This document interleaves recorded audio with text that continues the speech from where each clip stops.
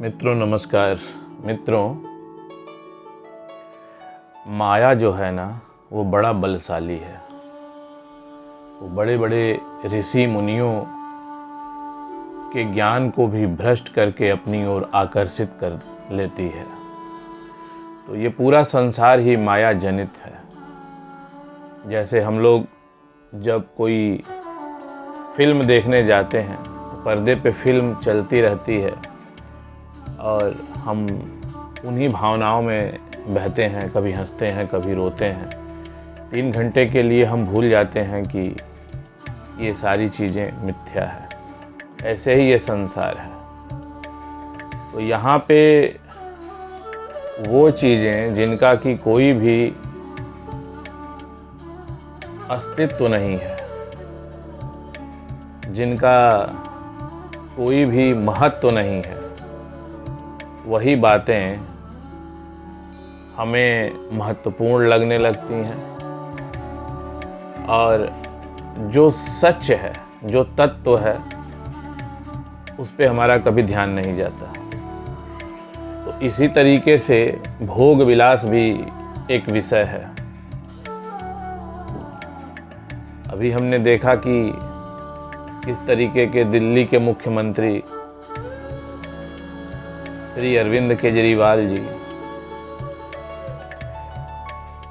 जो ये कहकर सत्ता में आए थे कि वो सैलरी नहीं लेंगे, गाड़ी नहीं लेंगे, कोई पद नहीं और कोई सुरक्षा नहीं लेंगे। और उन्होंने कहा था कि राजनीति एक कीचड़ के समान है और कीचड़ को साफ करने के लिए कीचड़ में उतरना ही पड़ता है, यह कहकर राजनीति में आए थे। लेकिन जब समाचार में देखा गया कि किस तरीके से उन्होंने एक एक पर्दे 8-8 लाख के लगा रखे हैं, उनकी टॉयलेट सीट 4 लाख रुपए की है, उन्होंने घर में सब कुछ ऑटोमेशन कर रखा है, तो बहुत लोगों को ये लगने लगता है कि ये जो ईमानदार लोग हैं वो ऐसे लोगों को देख के भ्रमित होने लगते हैं। तो इस भौतिक संसार में जो लोग ईमानदारी से अपना जीवन जीना चाहते हैं, उनकी प्रतिपल परीक्षा होती रहती है। क्योंकि आपके अगल बगल जो ये सारा संसार है, माया रूपी संसार है, वो आप को भी अपने जैसा बनाने के लिए हर वक्त प्रयास कर रहा है और कोई बिरला ही इससे बच सकता है। तो जैसे कि कहा गया है कि काजल की कोठरी में कैसे हो सयानो जाए, एक लिक काजल की लागी है पे लागी है। कि काजल की कोठरी में अगर कितना भी आप बचा के जाइए तो काजल का कोई ना कोई दाग, आप धब्बा आपके ऊपर लग जाता है। परंतु यही कुशलता है कि हम काजल की कोठरी में रहते हुए भी अपने ऊपर किसी भी प्रकार का दाग धब्बा न लगने दें। तो ये प्रकृति का नियम है कि जब भी आप ईमानदारी के रास्ते पे चलेंगे, जब भी आप कोई अच्छा काम करेंगे, तो आपको परीक्षा देनी पड़ेगी, आपको बार बार परीक्षा देनी पड़ेगी। और बहुत ऐसी संभावना है कि बहुत से लोग उन परीक्षाओं में पास नहीं होते हैं और ट्रैप में फंस जाते हैं और उनको लगता है कि बहुत हुआ, अब यहाँ से रास्ता हमारा अलग होता है। तो दुविधा में नहीं रहना चाहिए। तो इसका जो निर्णय करेगा वो गीता ही कर सकता है। तो गीता क्या कहती है? तो गीता में अध्याय 2 का 42 से लेके 45वां श्लोक में इस बारे में 42 से लेके 44वें श्लोक में भगवान ने बहुत अच्छे से भोग विलास के बारे में समझाया हुआ है। ऐसे कोई भी खर्चा भोग विलास नहीं है कि जो हम अपनी इनकम से खर्च कर सकते, जो हमारी गाढ़ी कमाई में हम खरीद सकते हैं। अगर हमारी इनकम ही इतनी ज़्यादा है कि हम मर्सिडीज अफोर्ड कर सकें तो वो हमारे लिए भोग विलास नहीं है। आधुनिक संसार में भोग विलास की यही परिभाषा देना उचित रहेगा। लेकिन बहुत से लोग ऐसे हैं कि जो भोग विलास करने के लिए गलत कामों में को करने में भी संकोच नहीं करते। उनकी अगर इनकम कम है तो अपनी इनकम बढ़ाने के लिए वो घूसखोरी कर लेंगे। नेता लोग, मंत्री लोग जनता की गाढ़ी कमाई को ही अपने घरों के रिनोवेशन में और अपने मौज मस्ती में लगा देते हैं। टैक्स पेयर के पैसे को अपने पर्सनल काम के लिए यूज कर लेते हैं, वो भी ऐसे देश में जहां 80% आबादी को मूलभूत सुविधाएं ही मुहैया नहीं है, जहां 80% आबादी रोटी, कपड़ा और मकान के लिए जूझ रही है। इस तरह के भोग विलास के बारे में गीता में भगवान ने क्या कहा है, तो वो श्लोक हम पढ़ते हैं। तो भगवान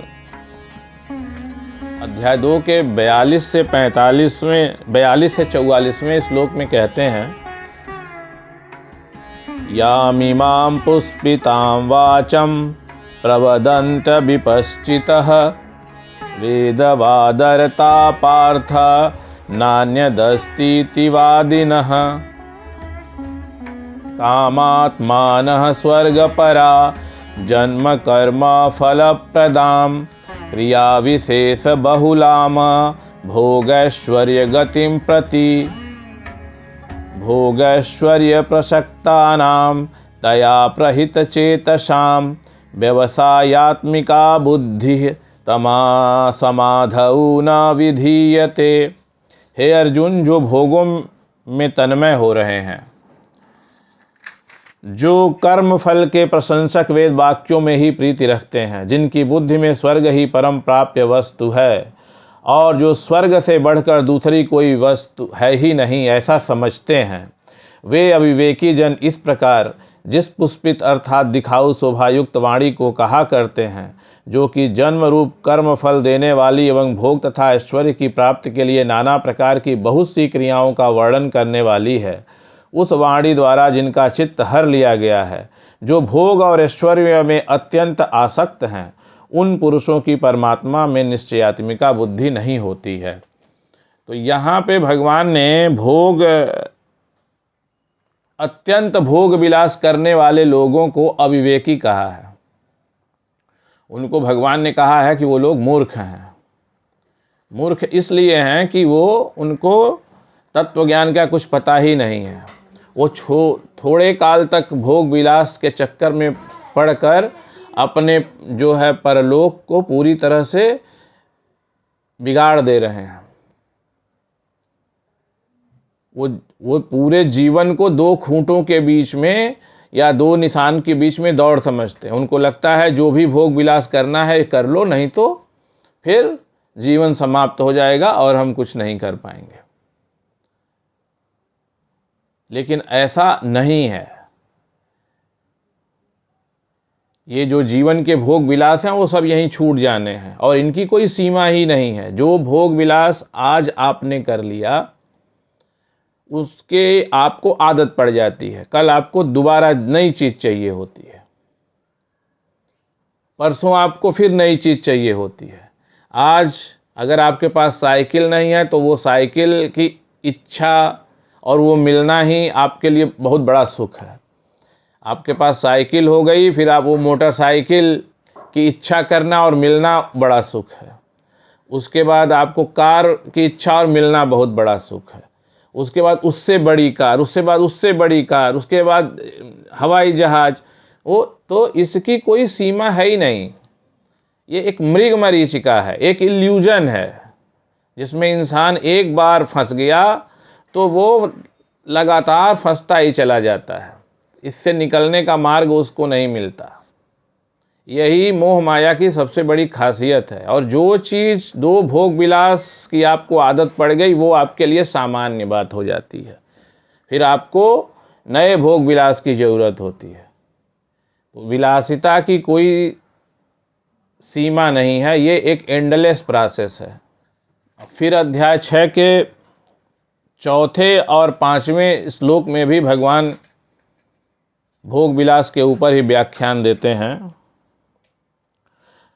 तो भगवान कहते हैं, यदा हि नेन्द्रियार्थेषु न कर्मस्वनुसज्जते सर्वसंकल्प सन्यासी योगारूढ़स्तदोच्यते। जिस काल में न तो इंद्रियों के भोगों में और न कर्मों में ही आसक्त होता है, उस काल में सर्व संकल्पों का त्यागी पुरुष योगारूढ़ कहा जाता है।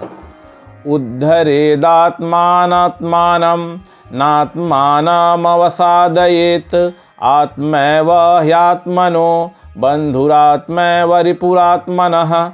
अपने द्वारा अपना संसार समुद्र से उद्धार करे और अपने को अधोगति में न डाले, क्योंकि यह मनुष्य आप ही तो अपना मित्र है और आप ही अपना शत्रु है। भगवान यह कह रहे हैं कि जिस काल में या जिस जन्म में भी अपने आप को कर्मों से, यहाँ पे कर्मों से का मतलब है सकाम कर्मों से, मतलब जो इच्छा जनित कर्म होते हैं। हम कोई इच्छा को लेकर कर्म करते हैं कि हमें जो है ये भोग विलास करना है, वो एक इच्छा हो गई, उसी को लेके हम कर्म करते हैं। तो इस तरह के कर्मों से अलग हो जाएगा और साथ में अपने आप को इंद्रिय सुख के लिए जो भोग हैं उनसे अलग कर लेता है, तो उस समय उसको योगारूढ़ कहा जाता है। योगारूढ़ का मतलब हो गया उस समय वो भगवत प्राप्ति की तरफ अग्रसर हो जाता है। तो फिर भगवान आगे कहते हैं कि ये इंसान के अपने हाथ में है कि या तो वो अपने आप ही इस संसार से अपना उद्धार कर ले, या फिर अपने आप को इसी जन्म मृत्यु के चक्कर में फंसा के रखे, अपने आप को फिर वो अधोगति में डाल के रखे। तो ये इंसान के अपने हाथ में है कि वो क्या चाहता है। तो ये अपनी अपनी इच्छा है, अपना अपना लक्ष्य है कि आप क्या चाहते हैं। इसलिए वे जो लोग ईमानदारी के साथ अपना जीवन निर्वाह कर रहे हैं, भले ही वो थोड़ा कष्ट उठा रहे हैं, तो उनको ये बिल्कुल नहीं सोचना चाहिए कि ज़्यादा भोग विलास करना और बाई हुक और बाई क्रूक एन केन प्रकारेण पैसा कमा लेना और उनसे सुख हासिल कर लेना वो कोई बड़ी अच्छी बात है। वो लॉन्ग टर्म में खरा सौदा नहीं है, वो अपने आप में अधोगति में डालना है। गीता का मित्रों जो साफ संदेश है कि यहाँ पर जो आपको दिख रहा है, जो आपको माया दिख रही है, वो सारी की सारी माया का कोई महत्व नहीं है। यहाँ पे सिर्फ तत्व ज्ञान ही महत्वपूर्ण है। यहाँ पे कोई कितना भी बड़ा धनी है, कोई कितना भी बड़ा पावरफुल आदमी है, कोई कितना भी बड़ा सेलिब्रिटी है, वो भगवान की नज़र में उसका कोई मोल नहीं है। मोल सिर्फ इसी बात का है, महत्व सिर्फ इसी बात का है कि आपकी आध्यात्मिक अवस्था कितनी ऊंची हो गई है। तो इस बात को हमेशा हमें ध्यान रखना है। तो अभी प्रसंगवश से चर्चा की गई, आगे जल्दी ही एक नए वीडियो के साथ आपके समक्ष फिर उपस्थित हो जाऊंगा। तब तक के लिए आज्ञा दीजिए। इस चैनल को सब्सक्राइब कर दीजिए और बेल आइकन जरूर दबा दीजिए। धन्यवाद।